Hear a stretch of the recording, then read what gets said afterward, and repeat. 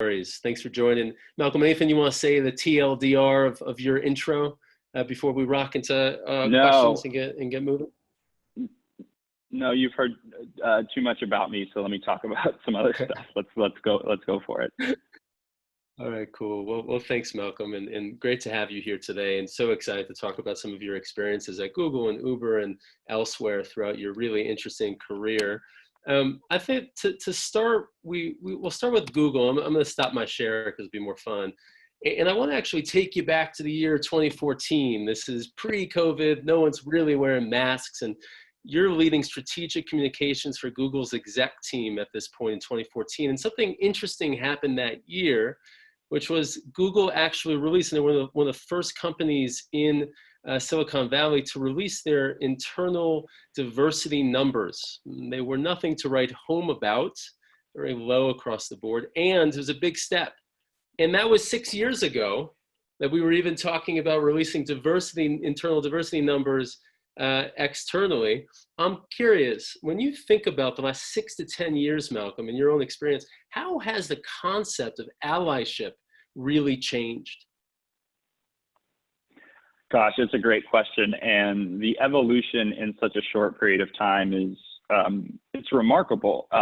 Just to give you a little bit of perspective, we can go back even before 2014. In 2013, there was an intense and robust and rather emotional internal debate at the company about whether Google would release its internal diversity numbers for Google employees as a starting point, not externally, just to pull back the wool for folks who worked at Google. And there were tons of people who were involved in advocating for the company to do that and a bunch more. They didn't oftentimes get everything that they were asking for, but they did get the company to get to the point where we released our internal numbers around what we look like. And this was really important because at the time there were almost no tech companies that had ever released their internal workforce numbers. And so that internal advocacy from a number of really committed, engaged folks really made a difference. And a lot of the people who were involved in that effort were folks who were a part of, and I think someone brought up this topic in the chat as we were getting started, some of Google's employee resource groups. And one of those groups was a group of folks who belonged to what we used to call BGN, the Black Googler Network. And they put so much on the line in order to get us to take what I think we would all call now a relatively small, relatively simple sort of baby step. And they were instrumental in getting that work done. They were actually asking for a lot more than what Google was willing to deliver at that point. They said, let's release our numbers, let's release them externally, but let's also ask ourselves what this company is doing out in the world. And the BGN led that work, but then over time, there were a bunch of other people who got involved who were not a part of BGN, who started to really get at that question around what was Google's impact in the world? Not just, hey, does Google have enough Black employees? Does Google have enough women employees? Does Google have enough employees from under-resourced backgrounds? But questions like, is Google's search algorithm biased?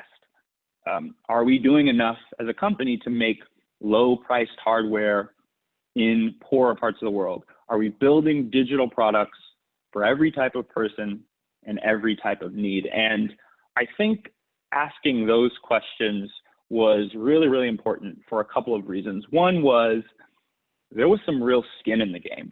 These people were challenging their bosses, the senior leadership at one of the most recognized global companies in the world. And they were risking one of the most important things that anyone has, which is their job security. And then the second really important thing that I think came as a result of that effort, what I call that internal advocacy, was they were pushing the company to think beyond diversity as an end in of itself. They were seeing diversity and inclusion as a means to some more important end. It's not just sufficient to say that you have a workforce that reflects X, Y, or Z.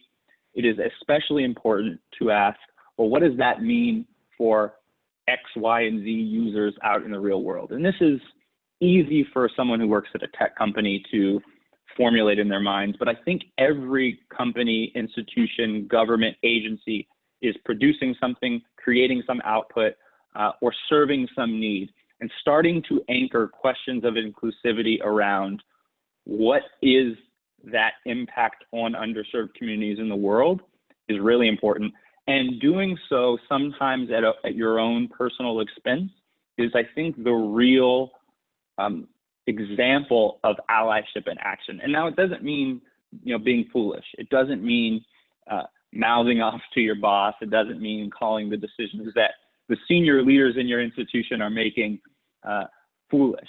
But it does mean asking tough questions. It does mean being willing to disagree with people around issues that seem outside the scope of a conversation. And that was something that I started to see for, quite frankly, one of the first times in my career in the context of that effort at Google. And now I think it's a lot more apparent. And now I think the standards have changed around what constitutes real allyship. But in 2013, it was just sort of speaking the most limited and finite truth to power.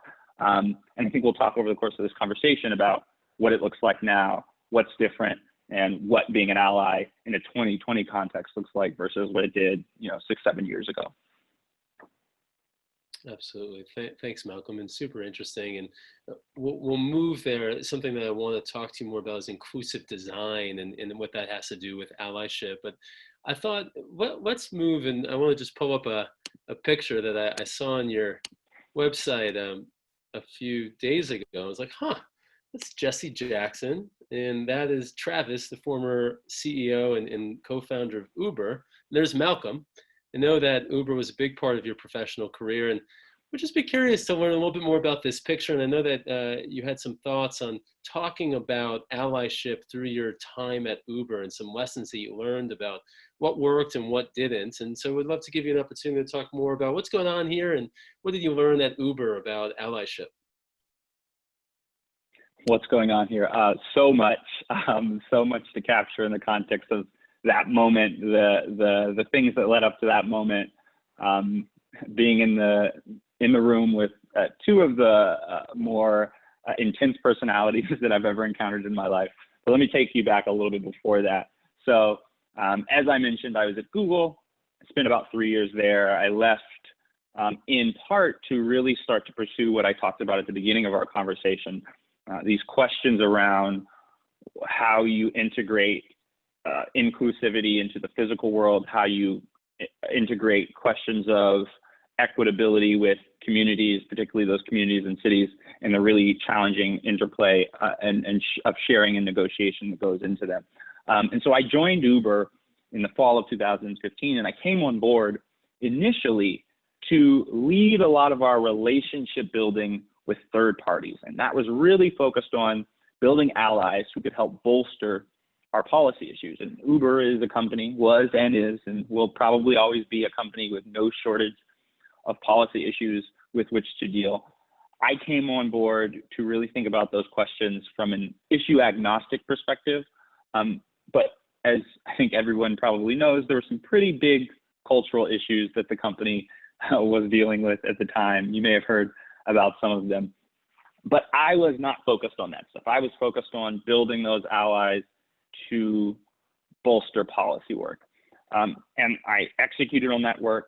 I built a lot of really valuable and important relationships, pushed back against policies that we thought would be bad, helped give credence to policies that we thought were going to be good.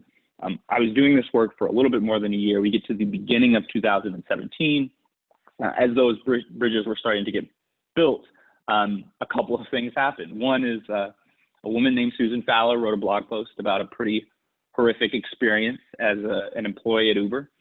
And then our CEO was caught on tape berating an Uber driver. And that got the attention of tons of advocates, folks who were focused on questions of, well, what does this internal culture at this company look like? One of those people was a man named Jesse Jackson. And the Reverend Jackson wrote a letter to the company with a desire to meet. We had no relationship with Reverend Jackson. Travis had never met him. I had never met him, but it was an effort on his part to really create a dialogue about what we were doing in regards to some of the issues that were in the news at the time. Again, just for perspective, I was not involved in this work. I was building allies with third parties as a means of policy work. D&I, diversity and inclusion, was not my specific role. But when the letter from Reverend Jackson came, even though this was a D&I effort, I was tasked by some of the senior folks in the company to go to Chicago and sit down with Reverend Jackson and someone from our D&I team and Travis to talk about those cultural issues. And I was of two minds. On one hand, I said, oh my gosh, this is an amazing opportunity. I wouldn't have had that photo if not for the fact that someone tapped me on the shoulder and said, yeah, let's go forward. Let's do this. Malcolm, go ahead and do this work. But on the other hand, I said, well, why am I getting looped into this diversity and inclusion work? This isn't my expertise. This isn't what I spent the last year and a half at Uber working on. But usually when you get called to do some work by one of the senior leaders in the company, you just say yes. And so I said yes, but in the back of my mind was this question: why me? Why am I being called to go have a conversation with this seminary, this sort of seminal leader from the Black community around diversity and inclusion, and with a particular emphasis on questions of diversity and inclusion for folks who are Black. And so I went to the meeting. We had a phenomenally interesting conversation. You wouldn't believe it, but Travis Kalanick and Jesse Jackson have more in common than you would think.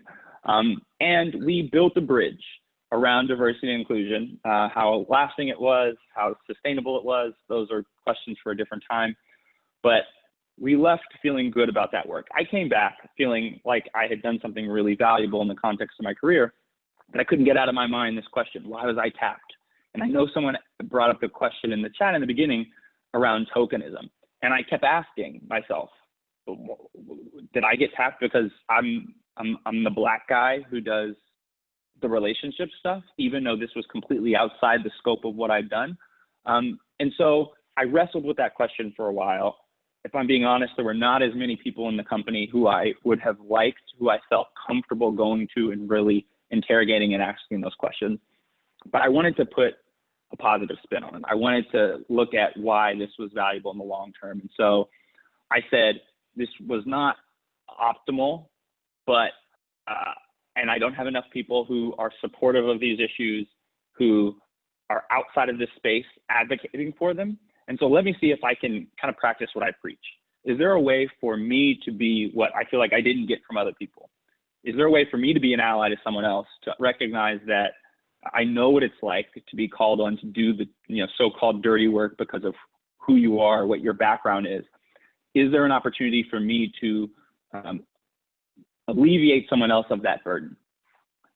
In tandem with all of this was a bunch of questions that had been lingering around the company for ages and ages and ages around our work with other communities, not just Black and brown folks, not just the diversity of some of the traditionally thought of groups in D&I conversations, but with. Let me just pause. Sorry, you go ahead, Sam. 1 second. Sorry to cut you. Yeah. And no, the No, other side go ahead.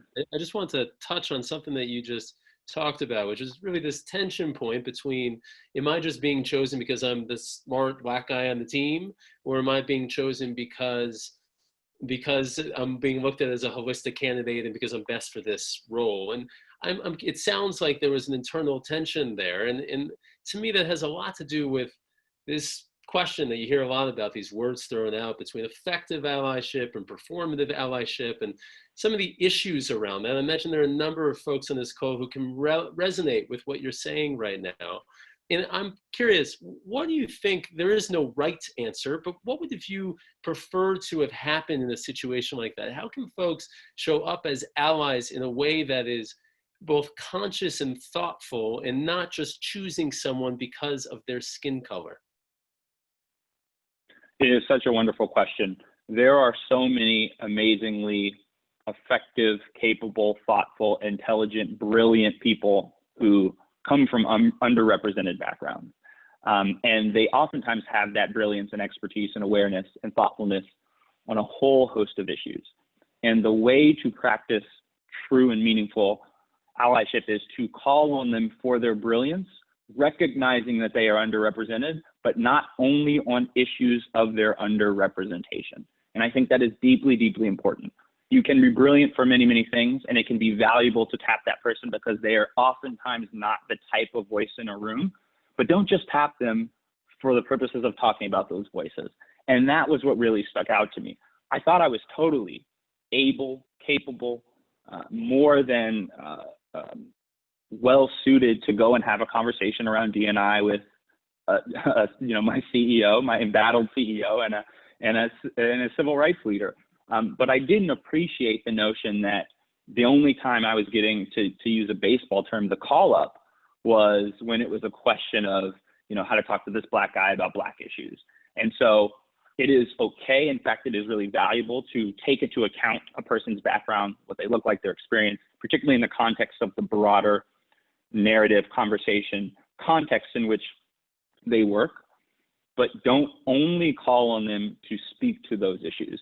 And I was happy that I got the opportunity, but I recognize that to a non-zero degree, I got that opportunity in part because I was looked to as a Black guy who could speak on Black issues. Yeah, absolutely. Thanks for that, Malcolm. And just one more follow-up on this before we move. One of the things that we talked about before this call was some of the skepticism that a lot of folks in marginalized communities, Black, brown communities have around the new allies who, right, hashtag BLM, but are you really serious about this? This takes a lot of hard work. And I'm curious, underneath allyship, as we were talking about, it lives this word of trust and building deep trust. And I'm curious, what are some other ways that you have found to build trust, especially with folks who might be more skeptical about how authentic you're being about your now move towards allyship? Can you talk a little bit about that? I think it's such an important question. It has always been one. I think it is, in particular, an important question now because the barrier to so-called activism, for better or for worse, and I would say in this case, absolutely for worse, is way, way too low. Some people have used the terminology slacktivism to speak to how people want to show allyship, but don't want to actually do any of the work to actually be an ally. And so this notion of slacktivism has, I think, become super, super apparent in the context of the last 2 months, which I will say for me, and I think for many other people like me, have felt like a collective gaslighting on behalf of Black people. This notion that for your entire lives, for the entire lives of the people who came before you for generations, these have not been issues that have been important to you, but now they've become important to you because of a whole host of other issues. That engenders a ton of distrust amongst people who have been fighting these fights for ages. I only know about the context of these fights for the time that I've been alive, but as people marched in the streets 2 months ago to protest the murder of George Floyd, that felt like, for some people, it was this unique groundswell turning point. People had been protesting the murder of Black men, the murder of Black men caught on camera, the murder of Black men caught on camera yelling, "I can't breathe." Literally the same thing that engendered the response when it happened to George Floyd for years and years and years, including some of my phenomenal colleagues in 2014 when Michael Brown was killed, including some of my phenomenal colleagues when Tamir Rice was killed, including some of those same people when Philando Castile was killed, over and over and over again. And so the question I have, and I think the question that a lot of people have when it comes to really trying to engender trust as an ally is, what are you going to do that actually has some stakes? What are you going to do that actually puts some skin in the game? Because posting a Blackout Tuesday hashtag BLM picture on Instagram in early June doesn't actually do anything, and it doesn't cost you anything. And so, and this might be a little bit uncomfortable, but that's kind of the point. Real allyship means having some skin in the game, being willing to lose something. It doesn't mean losing your life. It doesn't mean losing your house. It doesn't mean losing your job, but being willing to risk something on behalf of these folks. And as I saw real valued internal advocacy taking place at some of the institutions where I've worked, it usually happened when people were really willing to put something on the line. And it made me trust them. And it made me believe that when something was going to come to turn, when the rubber really hit the road in the future, they would be willing to put something on the line for me. There are a lot of people, including many really, really important people in my life, who have never done that. And I trust them on a whole host of issues, but I do not trust them to be an ally. And I don't think one can truly be a legitimate ally unless they are willing to put something on the line, while also doing what we said before, taking into account the fact that you are an underrepresented voice and that matters, but do not only call on that person when they are there to speak on behalf of underrepresented voices. Thanks, Malcolm, and really appreciate the passion in which you're speaking about this and the truth that you're speaking. What a beautiful segue to some of the practices that we talked about around putting skin in the game, which I believe have a lot to do with how you think about inclusive design. I'd be curious if you would talk a little bit more about that and how companies, technology companies, other companies, by focusing on inclusivity in the design of their products, can actually have that type of allyship and that impact on external communities. And would love to hear more about that. It's a fascinating concept, and would love if you could talk more about it. Yeah, I think this is something that I hadn't thought about before, but when it came to bear in the context of my work, it was a little bit of a light bulb moment.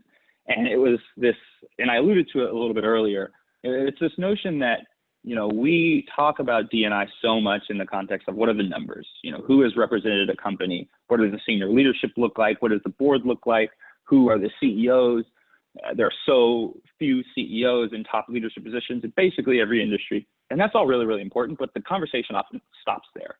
And I think that's actually just the starting point for the conversation. The conversation should be, okay, how do we get those people into those companies? How do we fill all different aspects, components, and positions in an institution with people who are representative of the world? And then, and the end then is really important, how do we make sure that that's borne out in what we're doing? And inclusive design is basically the notion of taking into account what your users need, all of your users, all of their needs from the very beginning. And again, this is something that's more easily understood in the context of product work, but I think it applies everywhere. Everyone is producing some output. And so how does it map back to inclusivity, not just as an internal framework, but also an external framework? And so as I was thinking about my own journey, not just looking for other people to be allies for me, but also trying to be an ally myself, I looked to folks who were not like me to see if I could A, lift up their voices, and B, put some real skin in the game for myself around making their experience better. This was particularly salient at Uber as well. We were a product company. We touched tens of millions of users every day, and a lot of users couldn't use our service. And one of the groups for which that was particularly the case was the disability community. And there are a whole host of reasons why. I'll just briefly speak to one specific example, which is, you know, Uber drivers are folks who are driving with their own cars on their own time. And for folks who are users of wheelchairs, particularly power wheelchairs, who can't transfer from a wheelchair to a traditional seat in a four-door sedan, they couldn't use our product. And that was hugely problematic if we really wanted to think about ourselves as an inclusive culture. We were improving on our diversity statistics internally. We were bringing in senior people at the company, but we still had a lot of issues around how we were building a platform that worked for everyone. And so I said, there's not enough focus in this space. And one of the ways in which I think I can be an ally is by instilling these notions of inclusive design internally at the company. And so the first thing I did is I went out and had conversations with people with lived experience. I said, my voice is less important than their voice. and I want to learn from them. So I had tons and tons of conversations with people from the disability community about why Uber worked for them, but quite frankly, more often than not, why Uber didn't work for them. I brought those voices to the senior people at the company to make sure that I was lifting those voices up.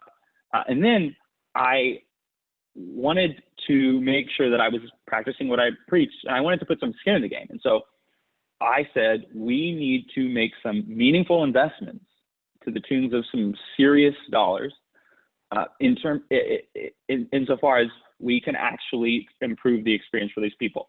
That meant building partnerships outside of our traditional business model to bring those wheelchair accessible vehicles onto our platform at significant cost to the company, building relationships with folks in various transit agencies in order to make sure that we were making an experience that was useful and worked for the people who were depending on our service, and saying, hey, listen, this might be a challenge for us as a business in the short term. And I know that you're hearing me come to you and say, hey, let's do something that might not be advantageous for the business. And I was met with derision and dismissal. And it was oftentimes really challenging to go to senior leaders and make those pitches. And oftentimes it was probably not in my best interest, but I was trying to be an ally. I was really trying to be an ally. And the best way that I felt I could do that on behalf of the disability community in this case was to really instill in folks this notion of inclusive design. And whether you're being an ally or not, that notion is really, really important. Make sure diversity and inclusion does not just end at bringing people into your company, your institution, your government, your agency who are reflective of the world, but make sure that whatever you're doing is also reflective of the needs of people out in that world. That's the more challenging part of that equation, but I would say it's also, when done effectively, the most rewarding part, and for certain, the most important part, because who you're touching as a company is, in many instances, orders of magnitude bigger, more substantive, and more influential than simply the people who work in your institution. Beautiful. Thanks, Malcolm. And I want to make sure we have time for questions. I'll just throw out one more before we jump into that, which is I'm going to play the single bottom line corporate exec and say, but Malcolm, that's not good for profits.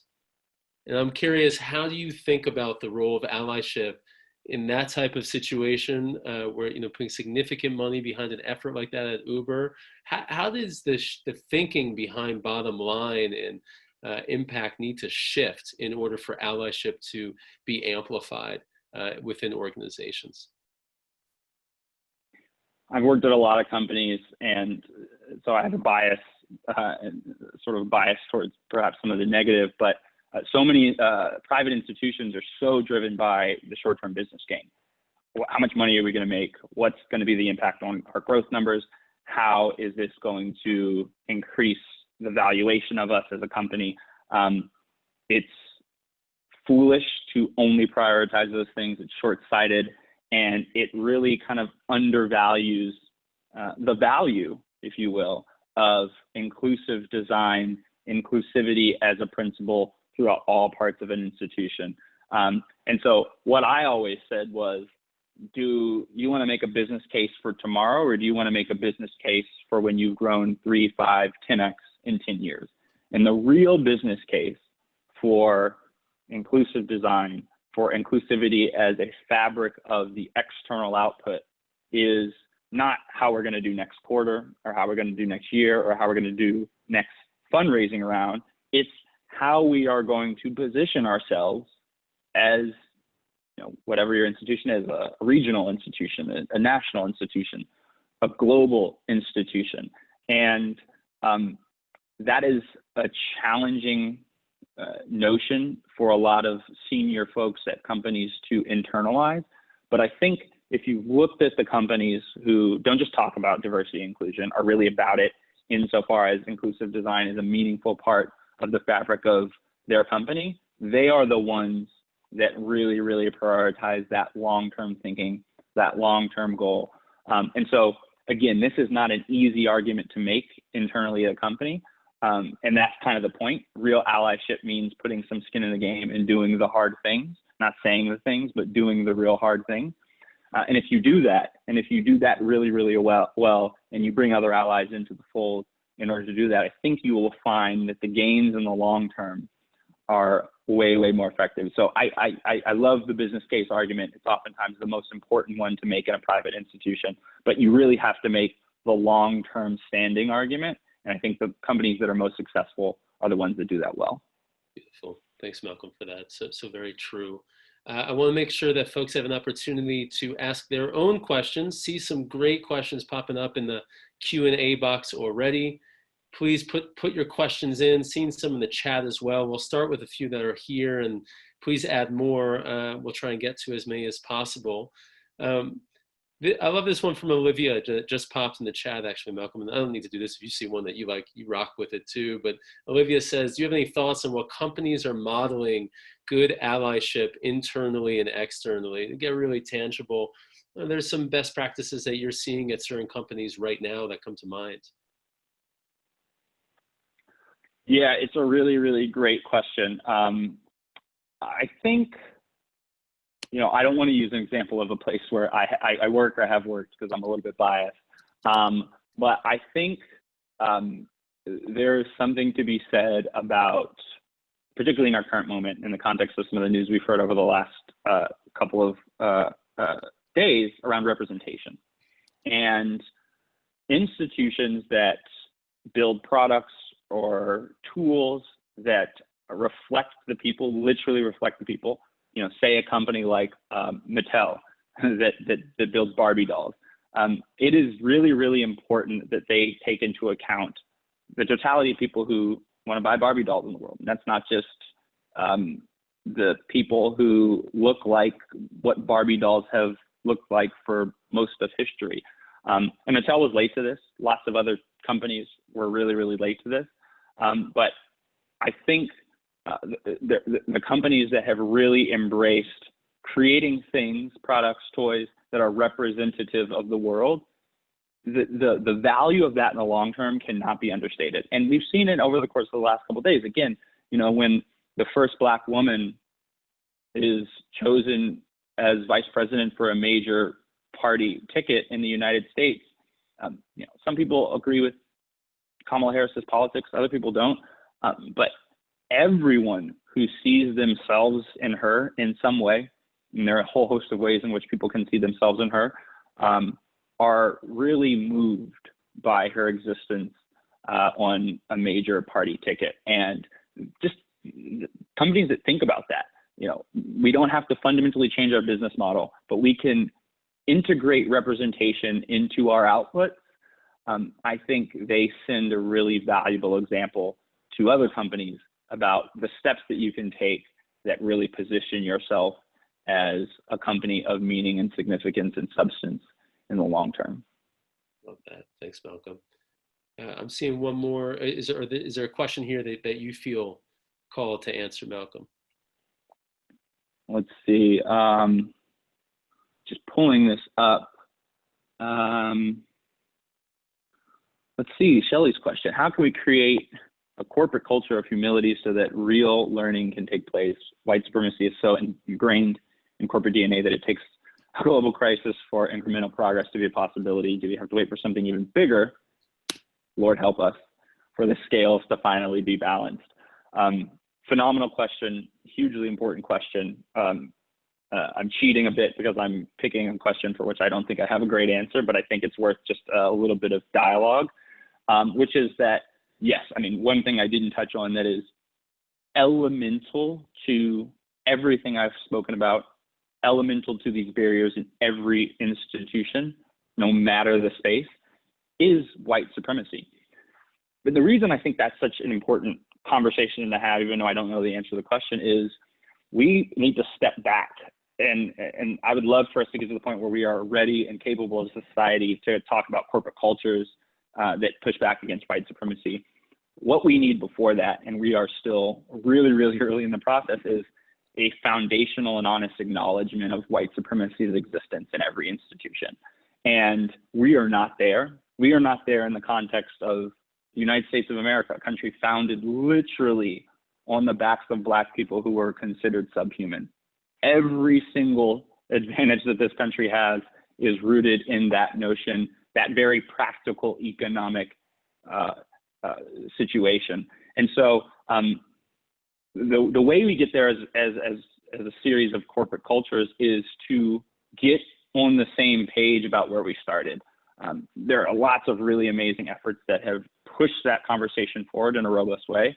The 1619 Project in the New York Times last year was, I think, a beautiful example of recognizing the roots of white supremacy and particularly slavery in the context of every American institution. Let's get people there around the beginning of the country. Then we can get there around the beginning of companies. Then we can start to actually make some progress around dismantling those systems. So I don't know how we do the corporate culture now, but I know that the way to do it is to start at the foundations of this country, and hopefully with time, and I think it will be a lot of time, we'll get there as a country, and then we can start to get there in the context of other institutions.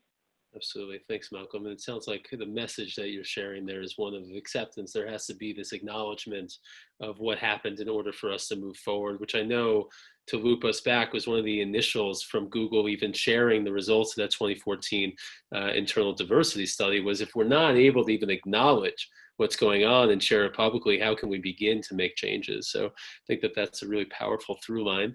I have time for one more question. I like this one. It's from an anonymous person, so thanks for sharing this.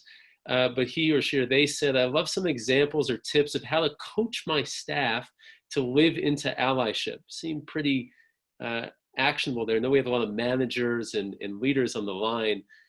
Malcolm, what comes to mind when you're a manager of let's just say a group of staff members? How do you begin to help them live into allyship every day of work? It's such a great question. And I think the real way you do that is, there are so many people for whom being in the minority in any way you think of that is a part of every day of their lives. But then there are also many people for whom that is extremely rare, or in many cases, something they've never experienced. And I think the real way you start to think about what allyship means is to put yourself in a position where you depend on allies, depend on people outside your group in some way in order to make progress or to move the ball forward. And so, if you go into a corporate office every day and most people are white, straight, and male, what does it look like if you put yourself in a situation where you need to accomplish something where most people are not either white or straight or male? And again, that's challenging. I think it's challenging just from a practical perspective because most people have friend groups, family, and general networks that are homogenous. But that's kind of the point, is push yourself to go outside the people who are in your immediate orbit. Find spaces where you are looking to other people to have your voice heard or to make a decision, or where the senior leaders have a fundamentally different background than you, and to create actual intentional structures around doing that. So give people space in the context of their jobs to go out into communities where they find themselves very much looking or depending on allies. It requires some real deliberate effort. It's not just something you can suggest. It's something that you need to really create systems around. But I think if folks do that, and I think if we could get to a point where institutions really prioritized creating those systems and encouraging and aggressively putting people in those opportunities, then allyship would not be something that was theoretical. It wouldn't be something, quite frankly, that we needed a home session about. It would be something that was instilled in and lived by people in, whether it's the core of their work or some subset of their work, some part of the work that they do. And, you're starting to see people do that in the context of really forward-thinking diversity and inclusion initiatives, but it's far from the norm. And I think until we get to the norm, you're still going to see people struggling with allyship, unless they're people who have real experience depending on allies themselves, which unfortunately in the context of many of our corporate cultures is not most people. Yeah. Thanks, Malcolm. Super interesting, and so many other great questions here. I wish we could answer all of them. Maybe we'll have to have you back for a V2 of this, but want to make sure we honor folks' time as well. Malcolm, take us home. What is something that you want to leave folks with? What are a few key takeaways that you want to leave our listeners with before we jump today? Well, thanks, Sam, for the opportunity to chat. Thank you, everyone, for your thoughtful questions and engagement. Apologies so much for the technical difficulties, but I'm glad you were able to hear me for most of the time. You know, my takeaway would really just be that this isn't about talk. Don't talk about it, be about it. It is easy to engage in the so-called slacktivism, but the real way in which you show yourself as a true ally is to, A, put some skin in the game, which is uncomfortable and risky, but what you have to remember is that is the experience for the people for whom you are trying to be an ally every single day. And there's no real progress unless everyone has some skin in the game. And then two, and this is a point that I also touched on earlier, is this notion that, you know, in order for this to really, really be successful, people need to lift up the voices of people who are underrepresented, who are marginalized, who are not necessarily the major voices in the room, for all of their expertise. If you're Black, not just for the Black issues. If you're trans, not just for the trans issues. If you're a person with a disability, not just for the disabled issues, but for all of your areas of expertise. And when you acknowledge who a person is and you bring forth what they know for all of the things that they know, then I think you start to engender cultures where allyship can become something that everyone is practicing. It's not easy. It requires some real risk, but I think it's the only way that we move ourselves forward. Love that. Thank you, Malcolm, for sharing your wisdom and everything today. Super, super insightful and leaving me with a lot that I want to sit with as well. Thanks, everyone, for joining.